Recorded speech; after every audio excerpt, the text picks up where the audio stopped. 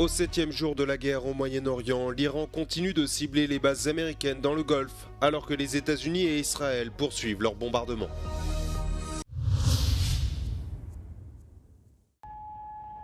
Au 7e jour de la guerre au Moyen-Orient, l'armée israélienne a attaqué des bases américaines au Koweït, promettant de lancer d'autres frappes dans la région.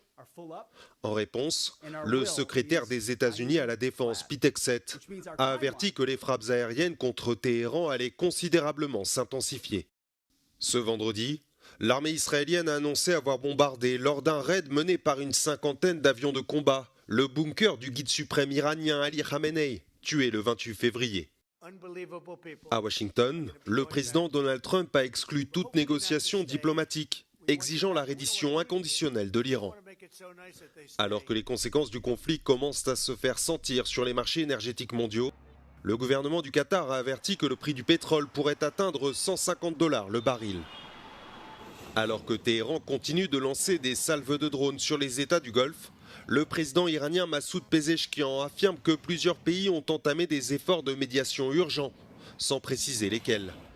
Au Liban, l'attaque israélienne contre le Hezbollah affilié à l'Iran a provoqué l'exode de 300 000 personnes, parties de Beyrouth et du sud du pays. Le gouvernement grec a annoncé vendredi un renforcement imminent de ses forces de défense dans le nord du pays, au 7e jour de la guerre au Moyen-Orient.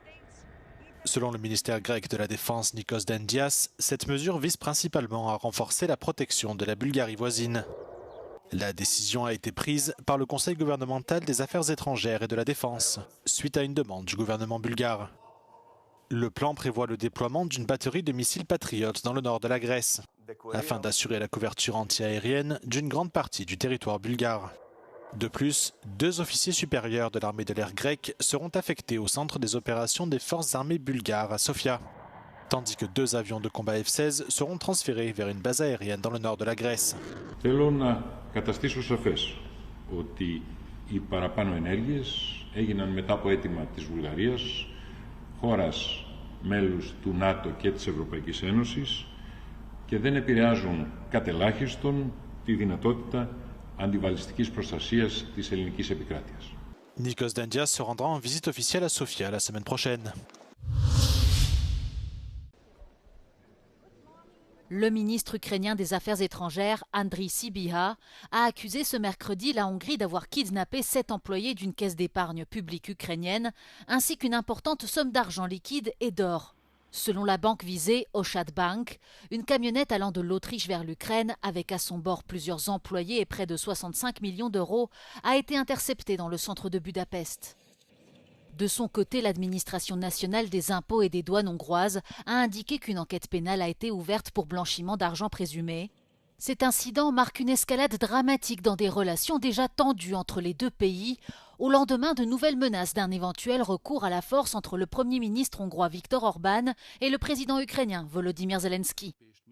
Depuis plusieurs mois, Budapest et Kiev sont engagés dans un bras de fer au sujet de la fermeture de l'oléoduc Druzhba, qui achemine du pétrole russe bon marché vers la Hongrie via l'Ukraine. Celui-ci a été endommagé lors d'une attaque russe fin janvier. Budapest accuse Kiev de freiner la réparation du tuyau en représailles de ses positions pro-russes et bloque un prêt européen de 90 milliards destiné à soutenir l'effort de guerre ukrainien. Sous le feu des critiques depuis des semaines, la secrétaire à la sécurité intérieure Kristi Noem a été officiellement limogée par Donald Trump. Ce départ attendu depuis quelques jours fait suite à sa gestion jugée défaillante des catastrophes naturelles, mais surtout à son incapacité à contenir l'indignation après la mort de 2 manifestants, René Good et Alex Pretty, abattus froidement par des agents de l'ICE à Minneapolis au début de l'année. Noem est la première membre du cabinet à quitter ses fonctions au cours du second mandat de Donald Trump. Et pour la remplacer, le président américain mise sur le muscle. Markwayne Mullin, ancien combattant professionnel de MMA et fidèle de la première heure, ce sénateur de l'Oklahoma incarne la ligne dure du mouvement MAGA.